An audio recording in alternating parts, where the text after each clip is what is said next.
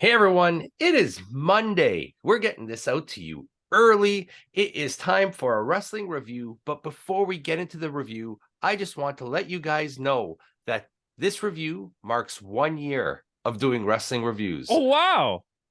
You didn't know that, did you? Our This first review was AEW Revolution last year this is Mark's 1 year of me watching wrestling. of getting back into the product. And you went in full force. At least our anniversaries line up. Yes. Yes. So with that, we have Campo.Reviews with us, the man who reviews movies, TV shows, and wrestling, joining us for this AEW Revolution review. So you caught the pre-show. I think we all did. It was Mark Briscoe. It was what's his name there? Penta, Zero Miedo, and Rey Fenix against Tony Nese, Josh Woods, and Arya Daivari. This was a good match. It wasn't bad. It definitely wasn't bad. It was above standard. Here's my issue with this match. Coming into it, I didn't even know this was a thing. You told me. I said, wow, that's going to be a good match. It has to be. And then it ended up being the only match of the pre-show, so it had to be a banger. Yeah. It had so many botches, many botches, and it was all involving either Rey Fenix or Penta. No, Penta was okay, but they all had botches, every single person. But it was Josh Woods, that's his name, right? Yeah. And Rey Fenix in their one entanglement together. Shout out to Will Smith. Yeah, they had like 4 botches just in like their one interaction during the match. True, good point. The spots were great though. Yeah, and Penta they covered up the botches too, well. Yeah. This match was not very Penta heavy. I don't know if you noticed that. There was a lot of focus on the other two, sorry. Yeah, it was. And I think they're really trying to push Josh Woods again. I kind of like that 3 guys together. Arya Daivari, Josh Woods. I think they'd be a nice addition to the trios division. If you keep them there. I can't remember who it was, but shout out, I think it was your brother that said Tony Nese is like super underrated because he just gets used as a jobber the whole time. Yep. Tony Nese is actually pretty good. Yeah, he's pretty good, man. Yeah. And he's a good character too. And Daivari too. Daivari is always the guy that gets used for a pinfall too. He is, and he's not bad in the ring. The issue I have with him is he's trying really hard to constantly change his character tweaks and get that character over, and it never works. Yeah. Like the Truth Busters lasted for like a week and a half. That's true. That's right. That's true. Now he's joined what is it? They're not the varsity. What are they called? The varsity jackets or something? Yes. They took the name from the varsity blondes, which was great because athletes. It allowed Brian Pillman Jr. to get out of. Yes. What I like too is I like it when teams use matching ring attire. Yeah, and it shows that they're. I really like that their ring attire, the quality of it. It didn't look cheap or anything. It looked like really high quality stuff. Yeah. So plus points to that. A lot of talking, a lot of RJ City. I know he's a local guy, but I don't understand the point of him on this show. I thought he was funny as hell, but I totally agree that there was no need for him to be there. They're trying to do the WWE thing where there's a person backstage and a person outside before the event starts, and they're like coordinating conversations, interviews with people. Yeah. You could see they're trying to get it more professional with their execution of the pre-shows. Yeah. I did like that little interaction between him and Cole. He's like, and you smell fantastic. I always think that guy's really funny. Yeah. I mean, he is good. I just didn't like it. It just felt like it was too much. No, I can understand what you're saying. Yeah. So we get a lot of interviews, a lot of stuff. And then we finally, it goes dark and we go into the main show proper. Our opening match was Ricky Starks versus Chris Jericho. The JAS is banned from ringside in this match. So I have a question. Sure. Pre-match ending, but like still kind of spoilers. Well, it doesn't matter. We're going to talk about it anyways. How come the match wasn't immediately thrown out when Sammy Guevara started running down? I have that written down too. If the JAS is banned from ringside, why did the match not get thrown out? Yeah, that didn't make any sense to me at all. Is technically Sammy not a part of the JAS? Yes, he 100% is part of the JAS. And then, the match should have been thrown out. He's one of the main catalysts for the issues they've had ringside in the Chris Jericho matches. Yeah. So clearly he was counted in that. That's why I think because he didn't really have an impact because Mario Andretti came out there. Yeah. But still, he Sorry, actually, Mario Andretti. But I thought you were just making a joke because that was a good one anyway. I watched the race, so yeah. Did you see that car flip over? Yes, I did. Anyways, back to wrestling. Wrestling here. He was not banned from ringside. Yeah, so I don't get it. Andretti was not banned from ringside, so it kind of felt weird that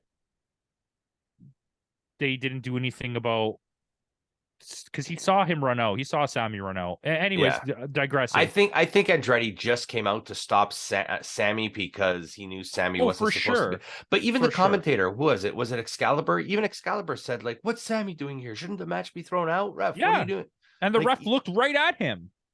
It was your favorite ref. I hate that she's always in the Chris Jericho matches. Yeah.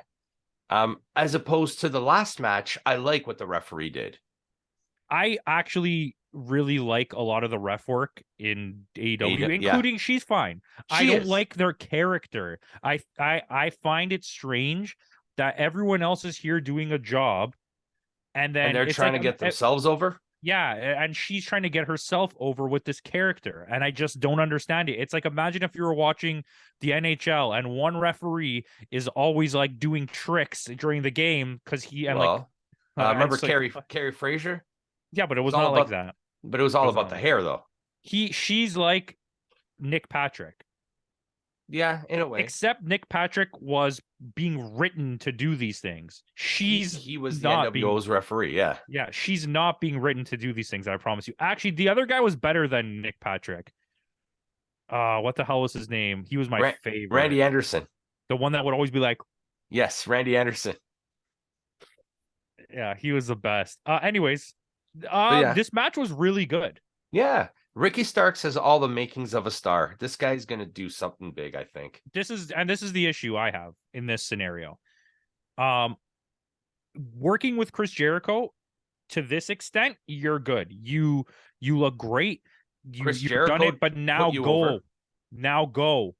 Get out of this. You know what this is? Chris Jericho sucks your career into a black hole eventually. You know what this is?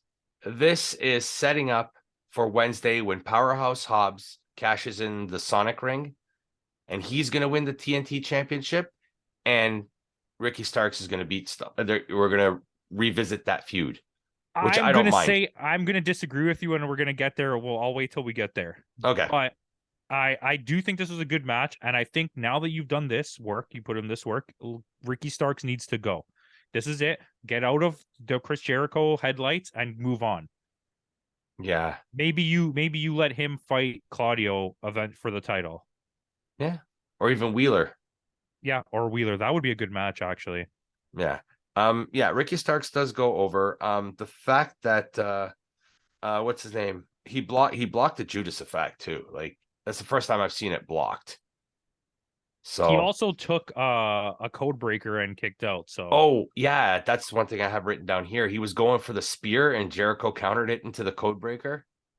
There was some nice. Good spots. But the one definite knock in this match I'm gonna give it is when Ricky Starks did hit the spear, he jumped completely to the side and like just left his flailing arm out and hit Chris Jericho, and it was like the worst spear I've ever seen. Yeah. I don't know. Roman Reigns is pretty bad with the spear too. Hey, you know what? His Superman punch looks great live. Yeah, that's true. Okay, well, short, not too long a match either. Under 14 minutes. So. Nothing felt long tonight. Yeah, except the main event, but that was supposed to be. What that's supposed to be. Yeah. So Ricky Starks goes over. We'll see what happens with Ricky Starks from here. Hopefully, he's on to bigger and better things. Next we have Jungle Boy Jack Perry, who goes by Jack Perry now, not just Jungle Boy, against Christian Cage in a final burial match, which is essentially just a casket match. Yeah, I think WWE owns the rights to the casket match. They own the rights to casket match and Buried Alive. Okay. I really like this match. Mm-hmm. This is like this is the kind of thing where like you hear those Caps arguments, shout out to Caps, and you're like, I don't understand how you don't think Christian Cage is very good. Like, he's such a good wrestler, especially... He made our list of Canadian wrestlers too. Yeah, but that's because we put him pretty highly, probably. But he's so good at just adapting to a match and making you look good. And being a heel. Like, he is he's still arguably one of the best heels that I've ever wrestled. So yeah, he works much better as a heel than he does as a face. And who knows? Maybe he can do one more run with Edge. Well, did you hear what's happening? No. Did you hear FTR guy, the bald one, Dax Harwood, was on a podcast saying that they would love to have a match against FTR would love to have a match against Edge and Christian.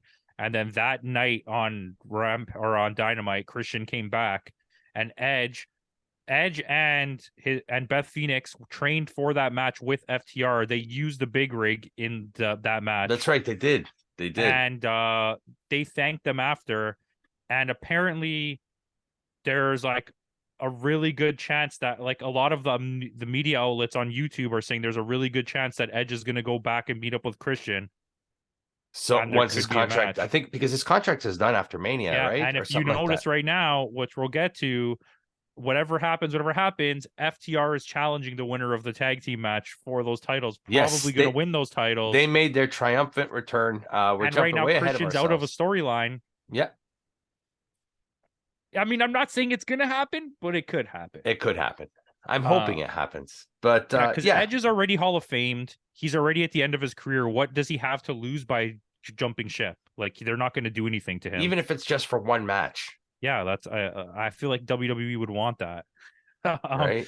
Anyways, this was a good match. It was, and I really enjoyed it. Normally, I'm not a fan of these casket style buried, but there was actual moments in it that I guess the characters in the match were what made the match, as opposed to like usually in these type of matches, it's like big guys. Like which one did we watch recently that we hated it? Was it Apollo Crews versus? Oh yeah, that was so bad.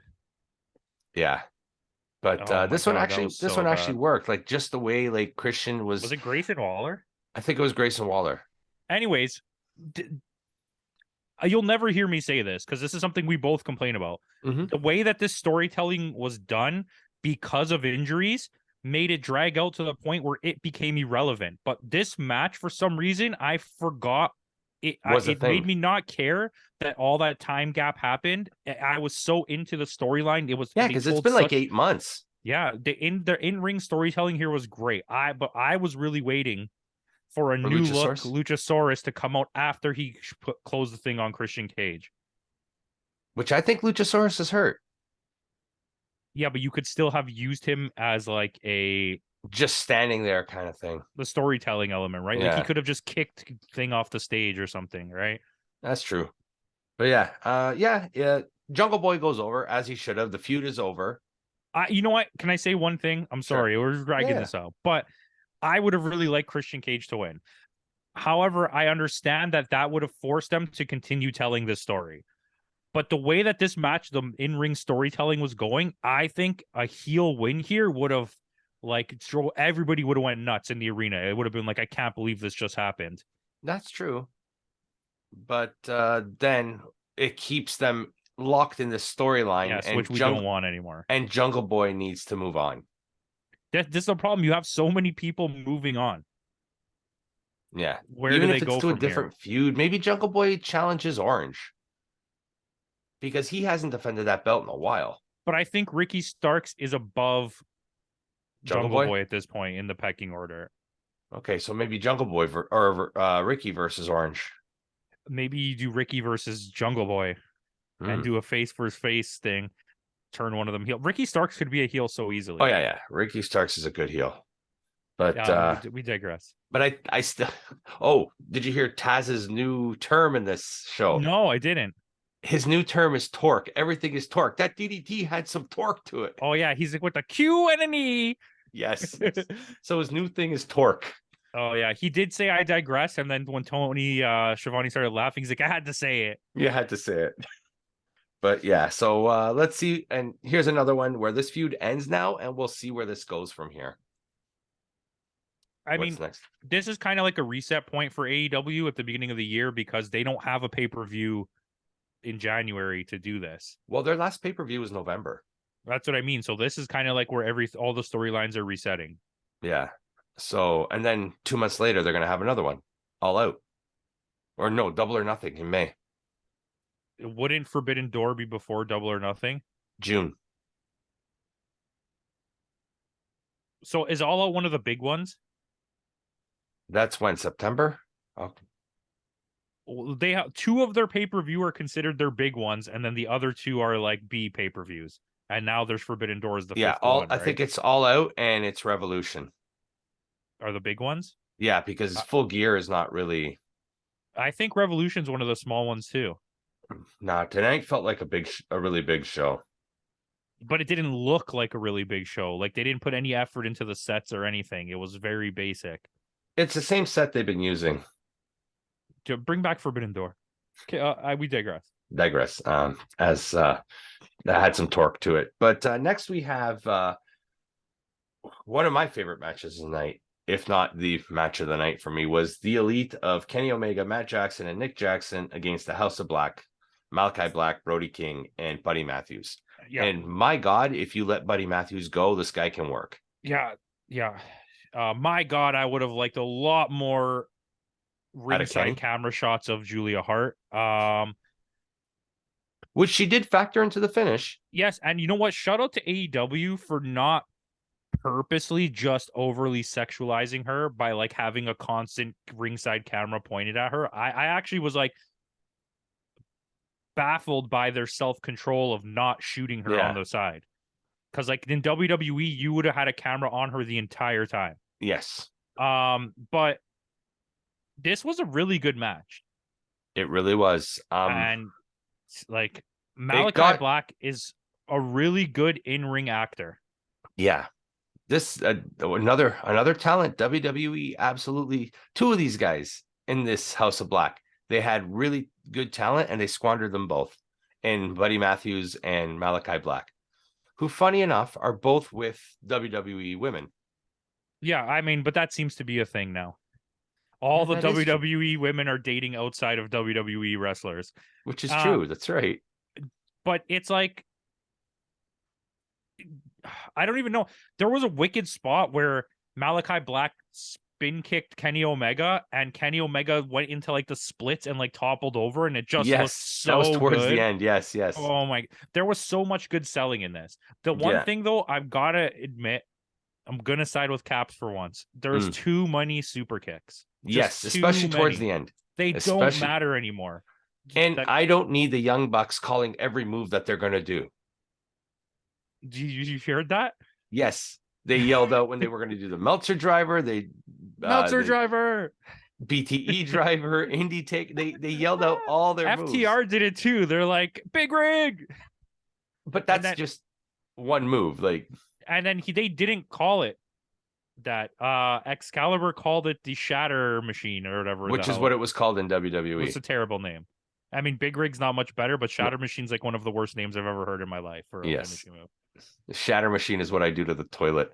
Yeah, exactly. Nice. Iceman.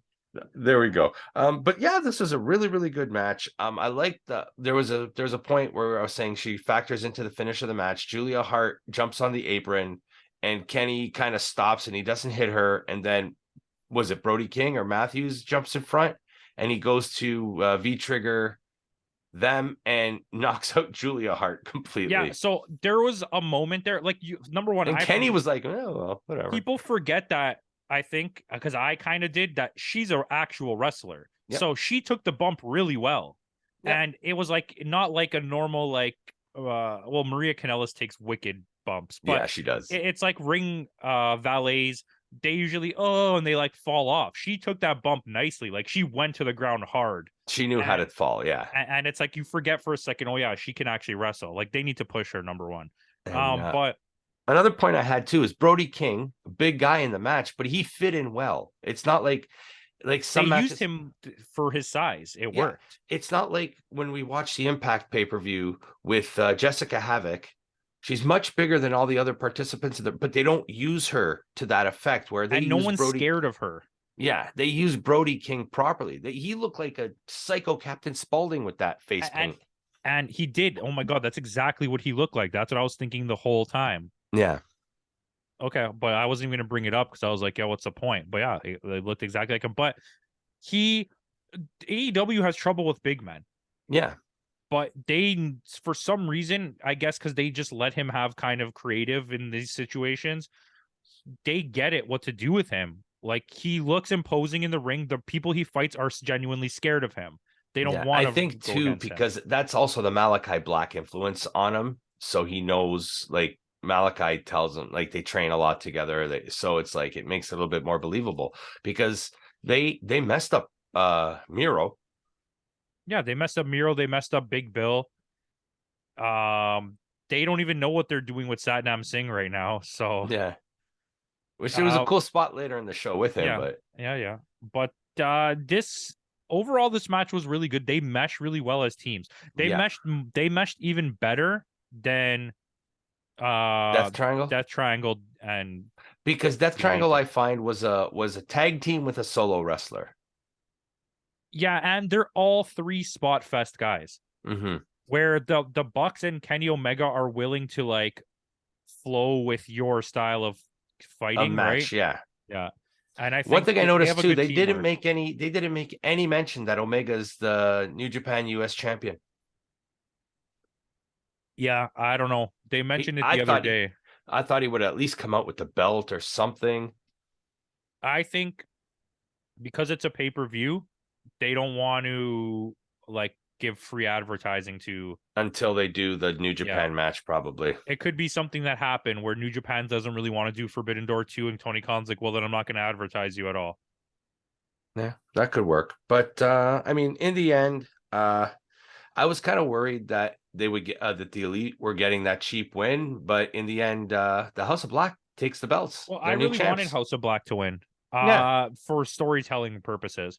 Because I think you can do a lot with this now. Don't be afraid to change belts. Exactly. And I think that's what we were talking about. I think specifically with trios belts and tag team belts in companies, they got to move around. Be willing to move. Tag team, trios, TV belts. Like your main title and your secondary title can stay on somebody in both any division. But the tag titles need to move. You can't just have someone have the tag titles for a whole year because then you destroy that division and it takes away relevance from everyone else. What happened. Look what's happening in WWE with the Usos. Exactly. They've beaten every tag team, so now there's no credible team out there for them to face. You're getting it. You're feeling what I'm putting out there. Completely. But this is like, move these belts. Let some people get recognition with this. Let these guys. There's nothing wrong with calling. The Elite can come back and win it another time. Then it's you can have it go back and forth. Who cares? The run doesn't need to be 10 months. You could have the belt for 1 month. Yeah. Have the next pay-per-view have a rematch and have the Elite win it back, and then have a rematch on the next night on Dynamite or on the next Wednesday and have them lose it again back to the whoever, the House of Black. But the thing is, I feel that right now the Elite is the only babyface trio. They are, and I think House of Black is like a tweener. Yeah. Because people really like them even though they're supposed to be heels. Okay, and then you also have the guys that won the pre-show. Briscoe. I think that's what they're doing next with Briscoe. I think that's probably going to be it. I also think if you remove all the titles off of them, let's say at the next Ring of Honor event, you can make Moxley, Claudio, and Yuta the trios champions. Yeah. Or even you could do you could have Miro come back and rekindle his storyline with them and have him be with Sting and Darby Allin and have them win the trios title. Yeah. Like there's a lot of you could have what are they called? Dark Order win the trios title. Yeah. I haven't seen them in a while. Pass the title. This title doesn't matter. This is just a Wikipedia title. It is. It's to add a championship to names, and that's all it is. But it was. But this was in the end. It was a really, really good match, and Kenny Omega also doesn't take the pin, so it still keeps him strong. Yeah. So that I think that's the one takeaway I have also noticed from this match. I noticed this even in the tag match. Mm-hmm. That they did certain things to protect certain people. Yes. And going back about the tag match, you just reminded me, Danhausen on the pre-show in the Homer Simpson moo. Yes. There you go. Yeah, I love Danhausen, man. They just need to figure out what they're doing with him. Yeah. Oh, you could have the best friends win the trios title. Well, how about that? And then all four of them have belts. Yeah, I mean, listen. Can I just say something? I know I don't want to keep going off topic. Yes, but I digress. What's so bad about having Aussie Open and Aaron Hanare come in and win the trios title? AEW is so unwilling to let other companies that they work with win their titles, but they want to keep winning other people's titles. And I find that so bothersome. Yeah. And that could lead to strained relationships with New Japan. That's why New Japan now is reaching out to Impact. Yeah, because Impact is like when you watch the Impact shows against New Japan wins every single match. So yeah, it puts them over. Puts them over, and they get the name recognition. So it's like they don't care. Impact doesn't care. Yeah, like you had when you had Kenta pin the Motor City Machine Guns and Kushida there. I mean, that's Kenta though. Yeah, well, he's legendary at this point. Yes. Well, so's Kushida. Yeah, that's true. But yeah, House of Black goes over. With that, we go into the next match. Funny enough, it seems like this review may go longer than the pay-per-view. Yeah. What match are we on? Number 2? Number 5, including the pre-show match. This is the women's three-way match for the championship. Saraya versus Ruby Soho versus Jamie Hayter. And these two are so outclassed by Jamie Hayter in this match. So I was going to say you go first, but you said something really good there. Saraya still can't wrestle. She sucks. I never liked her. There was multiple times where they had to like push her out of the ring so that they could do things. But I just have to say on top of that, Ruby Soho botched so many things. Yeah. Like so many things. I mean, this was a match. This was a WWE match. And I'll tell you why. Especially with the booking. Ring mattered. Especially with the booking, because it's a three-way match, but we're going to take one person out early, so it's a one-on-one, and then that person makes a comeback and takes somebody else out, so it's still a one-on-one. And for half the match, that's what it was. None of this match mattered. The only thing that mattered was the storytelling at the end of the match. Like this match, and this match was really quick. Yeah, nothing happened. It made Jamie Hayter look really good.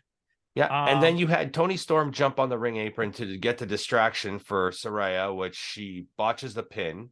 And then, in turn, Britt Baker jumps on the apron, knocks out Saraya, and the ref doesn't do anything because Saraya's complaining, and even the commentators are going, "Well, it's a three-man match. That means there's no DQ."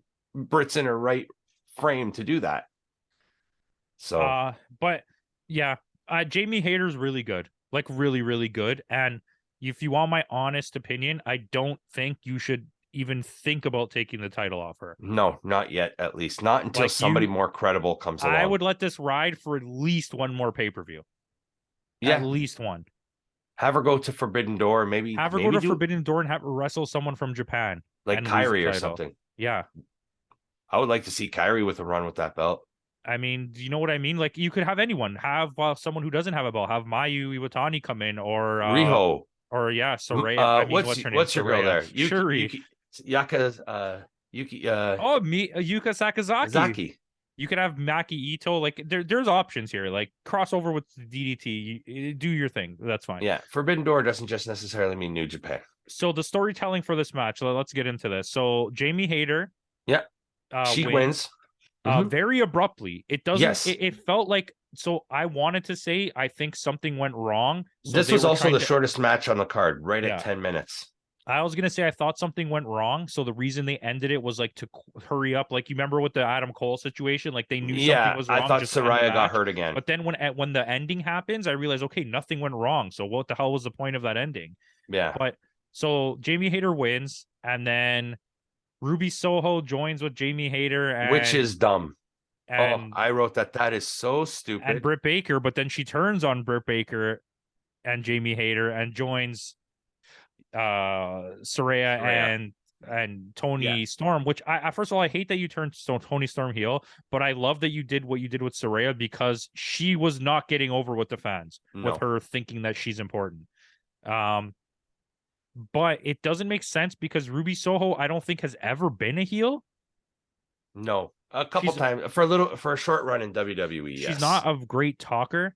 No, but I do like the idea of the outsiders. What they're doing. I see what they're doing. I think they're gonna form a female NWO, and I kind of like that idea. And who's gonna be the third original? Would it be Riho? Would it be what's her name there? The other Japanese. There's a good chance though it's not. It's gonna be Shida. The other I said Kushida. Hikaru Shida. Hikaru Shida. Yeah.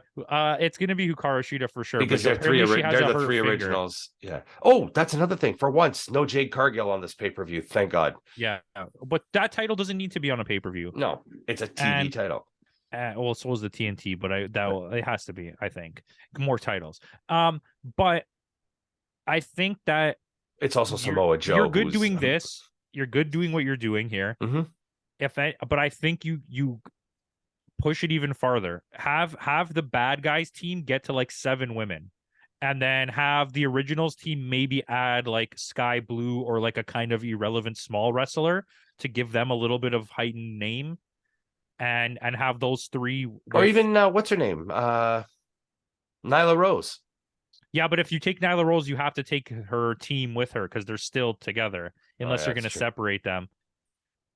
But yeah, that's we're getting too far off. We're getting ahead of ourselves.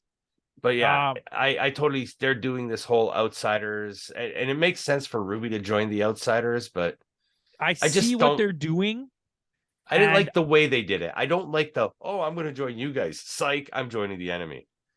That's what I don't like. I like the idea of the storytelling they're doing. I just don't really like the way they did it right here. It wasn't even executed poorly. No, I knew you were going to say that. It wasn't even executed poorly. It just didn't fit the way that they did it. Like, this could have been done on next Wednesday. Yes, you could have rolled this. You could have had her still pretend to be with the good guys, and then on Dynamite had her turn. Yeah, and you would have had more time for storytelling because you could have had a whole segment with it. Yeah, that's exactly it. So, but yeah, I mean, it was weird, but it was all right. It wasn't bad, but it was fine. Yeah, exactly what it was. Fine. So up next we have Hangman Adam Page versus Jon Moxley in a Texas death match, and oh Jesus Christ, the blood. I think someone else later bleeds a lot more than this. Yes. But there was a lot of people in the crowd at this point that were like, nah.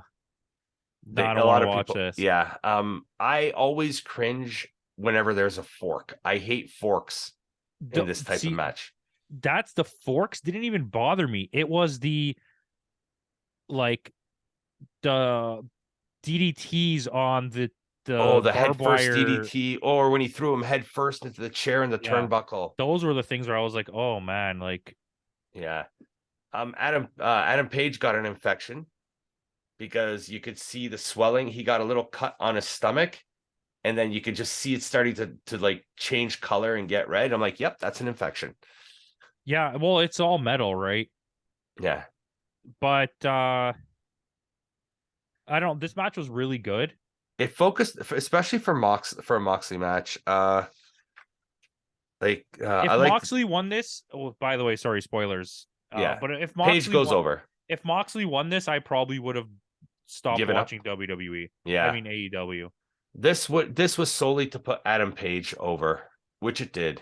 Yeah, and you had to. Okay, Adam Page is in a weird place right now. He needs to be in the title picture, but you've set up your title picture in a way that he's not part of it. He can't be part of it. It doesn't make sense for him to be part of it. Well, now that this is over, he could be part of it. But I don't think you can because he's not done. Danielson is not done. Okay. Well, yeah, especially the way it ended. But we'll get to that when we get there. Well, sorry, that was a way ahead spoiler, but yeah, that feud is not done. Yeah, but I like Moxley using Seth's move, the stomp onto the bricks. I mean, I like the use of the bricks. I like that. I really like this match. After about the halfway point when they stopped focusing too much on the plunder and just started beating the hell out of each other, that's when I really started enjoying the match too. Yeah, Adam Page is just really good. Yeah. And like you said, he needs to be in the title picture somewhere, at least be part of that conversation. He's too good to be where he is. Yeah. He never should have lost the title. AEW's in a weird spot where they had to give MJF the belt or else he would have walked. Yeah, so this is a thing where I understand the fan base towards like Sasha Banks more now. Yeah. Like I know we had our situation where we watched her win and like we were both really mad about it. And I'm still mad about it and I still don't think she can wrestle. No. But I understand now that when you have big name wrestlers that could walk or that you need to make happy, you just give them the title because it keeps happening, right? It's like, and we're seeing it a lot more now. And I totally, Cody Rhodes is gonna win. Like this is the kind of things we're seeing, right? Like you're just walking in the door and being like, he did not join them to just simply be a mid card. Yeah. Foil for Seth Rollins. Apparently his contract said he's going to come in. He's going to be put into a feud with one of the big. He has to be put into a feud immediately with one of the biggest stars, which was Seth Rollins. And then after when that feud is done, he has to win the title. Apparently, that's what his contract is. Right, so, but unfortunately, he got hurt, so he was out for 8 months. It got delayed. Yeah, I think the Royal Rumble win was also in the contract too, wasn't it? I don't think so because we didn't know. He didn't know if he wasn't going to have the title yet. Do you know what I mean? Like he could have had the title already. Okay.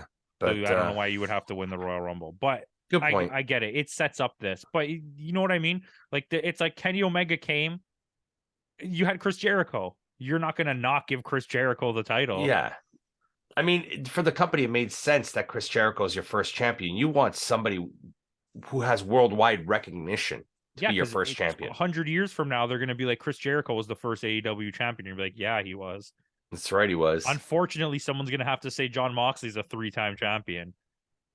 But they won't remember that as much as the first champion. Hey, you remember that dog collar match with CM Punk and MJF? No, I don't. No, nobody does. That was I was to say they did that. He did the dead eye. That's the one you were talking about when he did the dead eye on the barbed wire, and like it was. And at the end, the way the match ends is they wrapped the chain around Moxley's neck, and Moxley was literally getting choked. Yeah, that's the kind of stuff that I don't like. The other stuff, I wasn't like cringing at it. I just thought sometimes it was too unnecessary. Yeah, I just don't like the fork in general. Like I don't like I don't and like that's where the blade, if you notice the tape at the end of the fork, that's where the blade was too. Yeah, for sure, because you could see how they used the multiple times. But Jon Moxley doesn't even need a blade anymore. You could just flick him in the head and he'll even what's his name said, just a light breeze now will make Jon Moxley bleed. Because it's like the scar tissue's so weak on his head because he's always fucking blading. He's gonna end up looking like freaking Abdullah the Butcher. Oh my god, I was just gonna say that. You took the words right out of my mouth. Yeah, or Dusty with all the gig marks on his head. Yeah, but he's a good guy. Yeah, but Dusty was still the best. Anyway, Adam Page goes over as he should, and Adam Page needs a new feud, and we'll see where this goes from here. Again, I mean, I do think this was beneficial for him because Jon Moxley was just a champion, and he's huge in AEW, regardless of the fact that he carries name value. I like him or not. So by Page going coming back over after the whole CM Punk thing, and then having no storyline, getting injured, there was nowhere for him to go. Mm-hmm. It was like this is good for him. Thank God his second injury didn't keep him out that long, and then when he got knocked out in that match. Yeah. So, but other than that, this was another really good match. It was it's been an okay show so far. Next we have the King of Television, Samoa Joe, defending just the AEW TNT Championship against Wardlow. First of all, I'm going to say this was not a bad match. No, but I was very bored watching it. Well, I mean, especially after like the heightened emotion that you felt in the match before and the meaning behind that match. And I think coming out of the Hangman versus Moxley match and all the matches that came before it and how intense they were, from this point on, this pay-per-view, I was just bored. I'm going to be honest. Even in the main event, the whole time I watched it. I just sitting there like zoned out. But you said too before the show even started, the show can't go that long because it'll take the crowd out of the main event, especially if it goes, especially that it's going an hour, which they is had true. the crowd for the first 28 minutes of that main event and then lost it until the end. Yeah, pretty much up until the first pinfall. Yeah. Pretty much up until that first pinfall. Actually, well, we'll get to it when we get to it. But yeah, this was like, it wasn't a bad match, but it wasn't anything like spectacular, like anything like the story behind it. I still don't understand why Wardlow was so upset, like why Joe cut his hair. It's just hair; it'll grow back. Because my dad had long hair and I like it. Yeah, but hair grows back. This is another situation where I felt they had to put the belt on Wardlow or he might walk. Yeah, but I'll give you a whole breakdown. Okay, you ready for this whole breakdown? First of all, Wardlow wins, but I actually want to talk about this match. But to me, this is where it doesn't make sense. You should not have took the belt off Joe. That character is amazing that he's doing. The king of television. I like it. It's a good gimmick. He's a really good wrestler. He's a far better wrestler than Wardlow is. He carries a lot of name recognition. And it was really, you had multiple good storylines with him with the belt. And I think you should have kept it running, because guess what you could have did? On Wednesday night, you could have had him lose to Hobbs, put Hobbs over, and now Hobbs has recognition. Wardlow doesn't need to be put over anymore. He's already over with that company, with the fans. Yeah. And giving him the belt almost guarantees that there's no way Powerhouse Hobbs is winning on Wednesday, because you're not having Wardlow on a 4-day this could have been run. a good opportunity to finally blow off the feud with MJF and Wardlow by having him move from that division and exactly. That's exactly what I was thinking. And it's crazy that that's not their thought process. It doesn't make any sense to me that this is happening. I mean, you could have did a 3-way match for the next title match and had Wardlow, Danielson, and MJF. But it's like, it's just really weird to me that you did this. So you don't think Hobbs will win on Wednesday? No, there's 0% chance. I think they're going to turn this into a feud, and it's going to go until the next pay-per-view where they're going to have a match, and then Hobbs will win. And then that's where the the Danielson MJF thing will blow off at that event. At Double or Nothing. And then you'll have MJF versus. But then once again, at that point, you will now have completely removed Danielson out of the title picture without the title again. Mm-hmm. And he's like the most deserving person you have in this company to win the title. I think he's gonna win the belt at the next pay-per-view, but spoiler for the final match. But we'll talk about that when we do. Yeah, I mean, like I said, after like especially the trios match win and the strange events that happened with the women's match and the brutal match that was Moxley and Paige, this kind of just like, it took me out of it. And it wasn't, like you said, it wasn't a bad match. I just didn't care at this point. Yeah, because the storyline doesn't matter in this match. No. And all those factors I said, like, to me, like really paying attention to, especially AEW, having that series of events happen was like, okay, now this can't happen. Now this can't happen. Now this can't happen. That's the fantasy booking in our mind taking over. And it's like, it makes this match feel like upsetting that I watched it, because I'm like, well, you did all these things wrong now. And now what? Now we know for a fact that Samoa Joe is going to lose his TV title at the event. At the event. Yeah. But anyway, next we go into the 8th match on the show, which was the Guns versus Lethal and Jarrett versus Orange and Danhausen versus the Acclaimed for the tag team championships. And this match was so freaking good, but I was bored off my ass now because sitting through like getting too sugar high. It was like a sugar rush. You know, you hit your peak and then the last match started coming down, and now I'm getting tired and I'm thinking, crap, I got to watch an hour-long match. This is when I had to go make a coffee. I got a Red Bull at this point. But but I mean, I love the fact that Danhausen is coming out dressed the same as Orange Cassidy. Like, it's like he's doing all the same motions. Like, but now we know why they were there. We know why this happened. And now it's like these are the kind of things of like kayfabe that like bother me as a wrestling fan now that I've watched a lot of it. Especially in the last year. You know that the best friends were talking to Tony or whoever was booking the match, and we're like, we're not losing this match if you put us in it. We're not going to be the pin. So they're like, okay, we'll put Orange Cassidy. It's still one of the best friends, and we'll make sure Danhausen is the guy who's going to be the folly for whatever happens. Yeah, and Danhausen is just happy to get paid, so. But like, they're not using him right. Like everything in this match he did was good. Yeah, he was funny, and then you realize why he's there. He was in a lot of the match. Yeah, he was a big focus. You could see that because they don't want to lose him. Even I had written here, Dan is underused. Danhausen's underused. Like it's not like it's you're right. And I'm not a fan of the Guns. Like they're not at that level yet. No, I love that. They were good in this match. Don't get me wrong. I think how over they are as pieces of crap is like, yes, keep them running with these titles, because I knew what was going to happen. In my head, I didn't think they were going to come out, but I knew what it's going to set up for. The Guns are going to win, and it's going to set up, it's going to push everyone else aside, and then it's going to be focused in on FTR coming to win the titles back. But yeah, so that's exactly what happened. At one point, Satnam Singh comes into the ring. Danhausen is about to curse him, and then they do like some sort of double team move on him, and they do a double. I think it was a double orange punch on him, and then Daddy Ass gives him the famouser.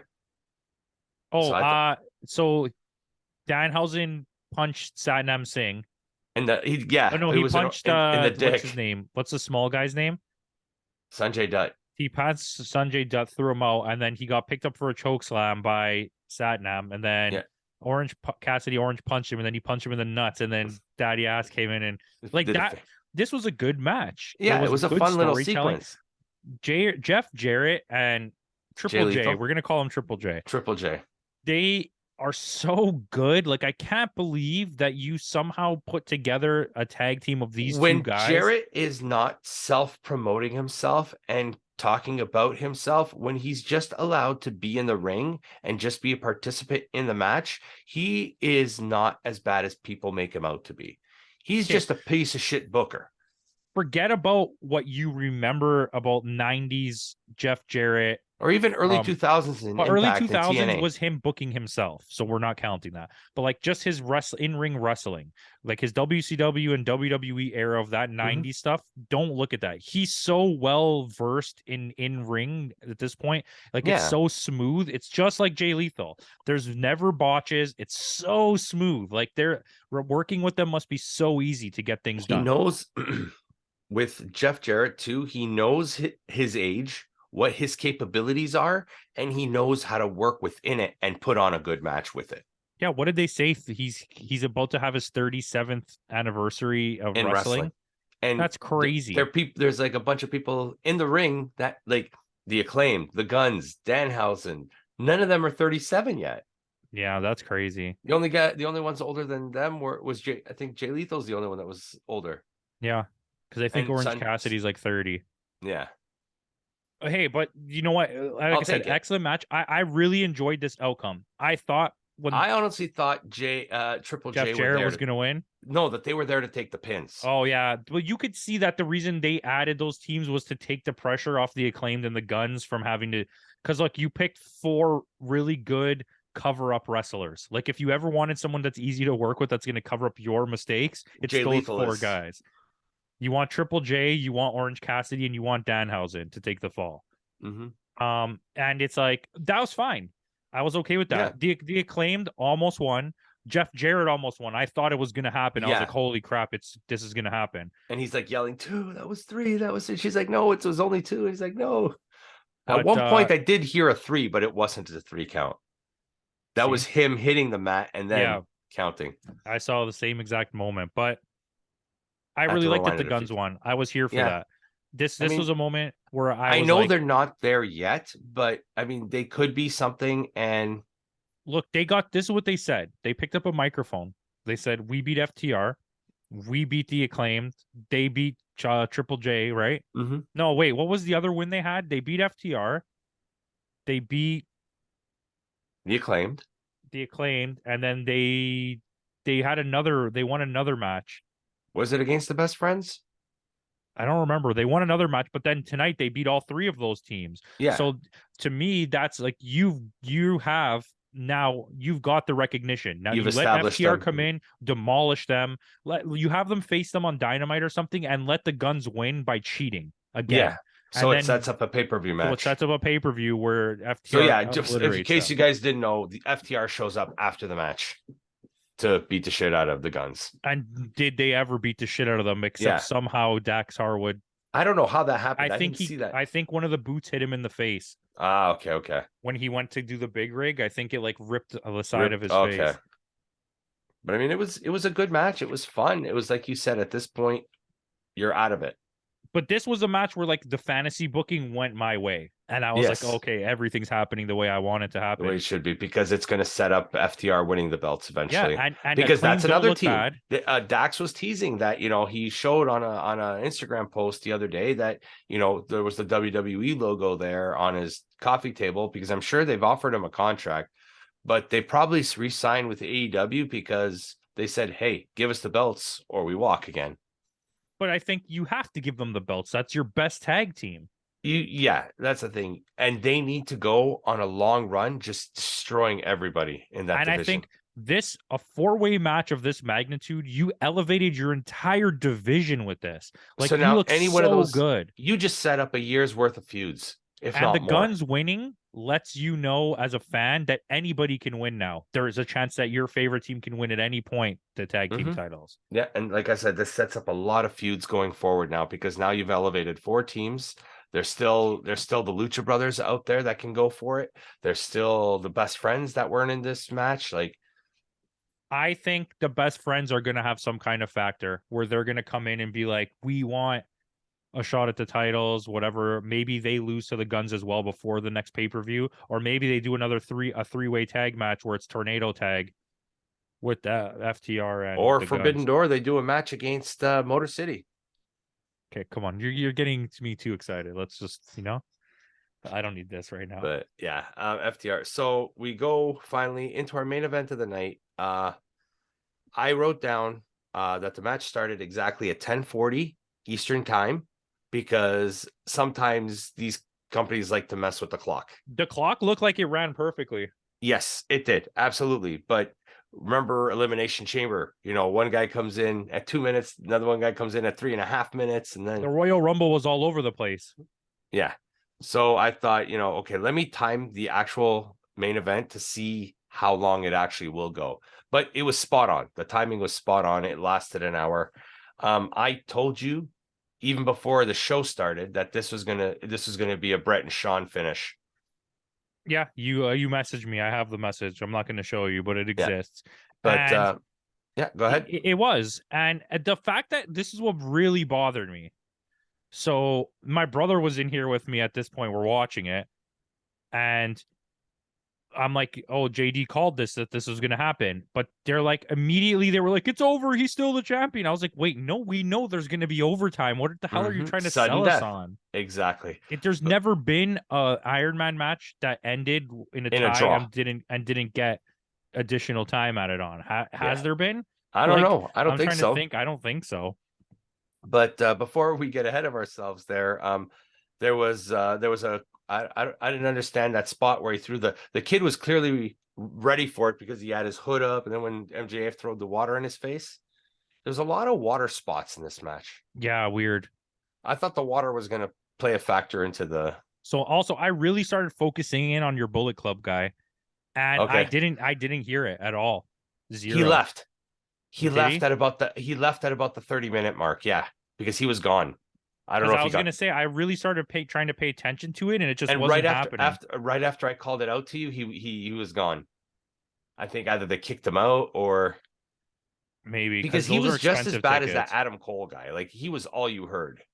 Yeah, but the Adam Cole guy was more of like annoying, uncalled for, disrespectful. That guy was just yelling during the matches. He was just trying to get himself over. Yeah. And if you go to a wrestling event, don't try to get yourself over. Just enjoy the show. Like, don't do that. But if Roman Reigns is there, tell him that he's a trash bag. Yes. Yeah, I mean, he calls out Dave Meltzer. He goes, "Are you going to take away stars for this, Dave?" Like, it was get to the 15-minute mark. No, but like, it started off really, really slow. But that's how they always start off. Yeah. So I'm okay with it. Because you don't want to burn yourself out at the beginning. If anyone thought to make that comment that Dave Meltzer was going to give this like a 6 or something, you're crazy. There's no way. This wasn't a bad match by any means. This was a very good match. Yeah, this is like a 4-star match. This is not like an absolute all-time banger. They wanted it to be. This is definitely, without a doubt, the best match I've ever seen MJF wrestle. I was about to say the same thing. Yeah. Like, not even close. But he over character worked. Like, it was a little bit ridiculous. Like, when he bladed, first of all, he was bleeding like an insane amount. Yes. There was so much blood came out right away. I've never seen to the point where he got a hematoma. Did you see it? Yeah. Like, the blade cut right here, it actually started to swell.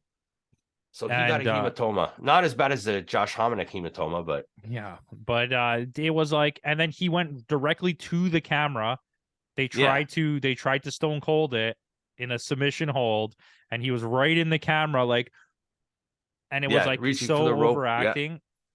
At one point, I literally thought his eyes were gonna pop out of his head. Just the way he was. It's good. It's just like, I don't know how many more times I can see Bryan Danielson have a match like this and then not win. Yeah. Like the Jericho matches. This was a match like this should have been the blow off to a feud, not the beginning of a feud. Exactly. An Iron Man match should have been the third match that they have, not the first match. Yeah. But at about 22, 23 minutes, we get our first pin. Bryan Danielson gets the first pin. Daniel Bryanson. Yeah. He's new. It's his twin brother. He gets the first pin. And right after that, MJF low blows him, gets 2 back-to-back pins. Well, he also got a DQ for the low blow, so that's what the other win was. So I rewound that 4 times because I was like, I don't understand how he where's that other point coming from? And I realized, it's a disqualification. It was a disqualification. And which played towards the finish of the match too. Yeah. But yeah, I mean, for the longest while, like we had, again, it was no pinfalls. It's still tied 3. It was 3-3 with 10 minutes left. Where I missed where MJF got the third fall. He was wasn't it a submission? Was it a submission? Okay. So I missed it. I rewound it like 3 or 4 times and I couldn't find it. I had that issue with the second one, right? It wasn't until the very last time I was like, oh, I see it. The referee was calling for the bell. But yeah, it's. So when I saw 3-3 with 10 minutes left, I thought, okay, they're gonna Brett and Sean this. They did, exactly, because they had him in a submission hold right until the end. Mm-hmm. This is what I don't like. He tapped out after the. I don't like. You hear knew the bell. Match was over. You heard the bell. Why did you tap? But that played into the finish as well. Because Bryan thought he won. Danielson thought he won. But the ref's trying to tell him, no, the bell went off first. Like, yeah, and everyone knew that. So for you to not know that is crazy to me. So we get the whole thing, ends in a draw. They get the paramedics out, like they're giving them oxygen, they're giving them like whatever. And Bryan's clearly upset. And MJF is like laughing because, I got away with it. I didn't win, but I didn't lose, right? Then we get the whole thing with like similar with Vince, Tony Schiavone. I just got word over the headset that this is going to end in a sudden death. There has to be a winner, which we knew that was coming. Like we knew exactly that was coming. What I liked at one point where MJF grabs the belt and the ref is like, go ahead, hit him. I'll DQ you. You lose it that way. Like, but if you want to do it, go right ahead. Like he was like telling him, egging him on to do it, right? But and I liked that part, but then MJF pulls out the ring and the ref was staring right at the ring. It took him until he was ready to hit him with the ring to see that he had the ring on his finger. Yeah. He also took a swing at Danielson and missed with the ring on. With the ring, yeah. I mean, the actual ending was fine. Yeah. He did get him in a bell lock. But what led to that was one of the paramedics forgot an oxygen tank behind. But Dino was really loud. That was a wicked hit. Yeah, they planned that out nicely. So kind of Daniel, but you had to have that because he cannot lose. It's way too soon for him to lose the title. Yeah. Oh, I agree. It's just like, if it's too, why'd you put him in a feud with Danielson so early then? This is not even my point of putting in the feud. It's why did you have this match now? Why did you have Bryan Danielson fight 6 other guys to be able to fight you when he could have just fought you? You know what I mean? Yeah. Like your feud with you and him it's like 7 matches long and 6 of them are not against you. So it's like when he did the Trials of Jericho. Yeah. I think maybe it's in his contract that he doesn't have to wrestle that often. I just think that now you've put yourself in a weird predicament, especially because you can't even do the Wardlow thing right now. There's no way you're letting Wardlow lose to Powerhouse this Wednesday. Yeah, and this feud has to continue. By the way, the match ended. Yeah, 100%. You have for sure 3 more matches left of this. Oh yeah, 2 pay-per-views and 1 weekly TV match. Yeah. Oh yeah, at least. This was ended before midnight. It was a show that was under 4 hours. They're learning how to streamline their shows. I think this less matches too. You had no Jade Cargill. There was no pointless backstage interviews. There was no, or at least very few of them. Very few vignettes between matches. So I'm actually putting on points for that. Yeah. I think it's good that they figured it out, because I do want more matches than what I get in WWE, but I also want it to be streamlined, and I also don't want it to be 5 hours long. Yeah. Unless you're putting out production value like Pro Wrestling Noah, I'm not sitting here for 5 hours. Yeah. So at least they went under 4 this time, just barely, but under 4. The actual Iron Man match lasted 1:06, I believe it was. I have it in front of me here. 1:05. So basically, it was 5 minutes. An hour and 5. Yeah, that's it. An hour and 5 minutes. It's been a long day, guys. We're filming this right after the pay-per-view. So I mean, it's the freshest I've ever gone into a review. So this was a pretty good pay-per-view. It was. I'm hesitant to call it great, but it was not one of their best, but it was still as a complete pretty good package. It's they're almost there. They're getting it now, and I appreciate that. Yeah, like if this were like if it was another Forbidden Door, then I can understand it going 4.5, 5 hours. But just this is probably one of their well, I mean, you don't have that many pay-per-views to begin with, but you don't have to flood the card with everybody like you normally do. They even took matches off the card. Good. The Battle Royal, the ladder match for the Sonic Ring, that was supposed to be on the pre-show as well, and they took that off and they put it on Dynamite. I mean, that was good. It was a good match. That one and the tag team match that came right after were both good. Dynamite was a good show this past week. But yeah, I mean, what would you rate this show then? I don't know. You go first. I'm giving it not bad, not great. It was a really good show. I enjoyed it. I had fun. The fact that it was shorter, the fact that there were less matches on the card, the fact that it was a little bit more, like you said, streamlined. The production quality was pretty good as well, and the match quality was pretty good as well. I gave this a 7.5. You know what? I was really fluctuating there between, and I hate this. I hate you so much. I was fluctuating between a 7.4 and a 7.6. Okay. Because I just don't think it had enough to be more than that. Like, it's not as good as last year's show. Last year's show was fantastic. Let's just last year's show, I gave it the same score. Let's just call it even. You're going to do a 7.5? Give a 7.5. Okay. Fair enough. Makes no sense to give it a 0.1 more or less. If I didn't really disagreed with your score, it would have been a different story. But like, I was in the exact same range, so who cares? It makes no difference. I mean, we both had the same thoughts. It clearly shows that we've been doing this a lot for the last year. We've actually probably reviewed more shows in the past 6 months than we reviewed all of last year. Yeah. Yeah. I mean, I did watch a full month of the G1 and then another full month of. Oh, that's what else I watched early this morning too. I watched part of the New Japan Cup. I forgot that was even a thing. Are we doing that or no? Yeah, we will do some of that. We'll just do the finals review. Yeah, I think we might do like kind of like what we did with the New Japan or the Super Juniors in that World Tag League. So we'll probably do it that way. But yeah, I mean, yeah, 7-5. Like, I mean, it wasn't a bad show.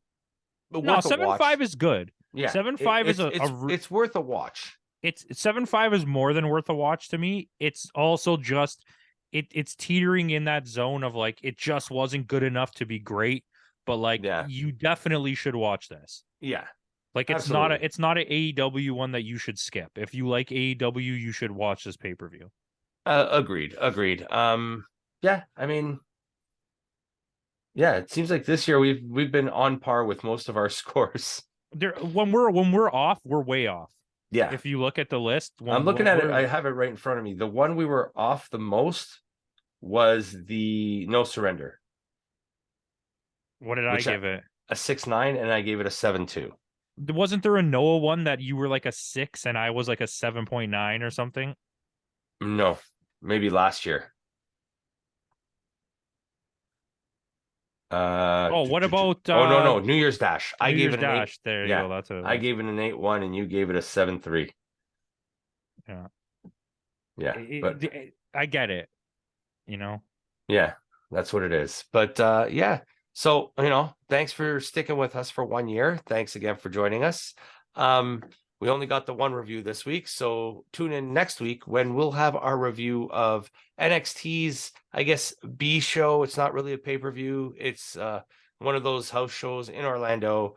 It is actually, what's it called now? I can't even remember. It's Roadblock, NXT Roadblock. The reason why I want to review that show is you have Roxana Perez against Meiko Satomura for the women's championship, and I think that should be a good match. I hope Meiko destroys her. It won't happen. It won't happen. But not if Booker T has anything to say about it. So with that out of the way, guys, thanks again for joining us, and we'll see you all next time.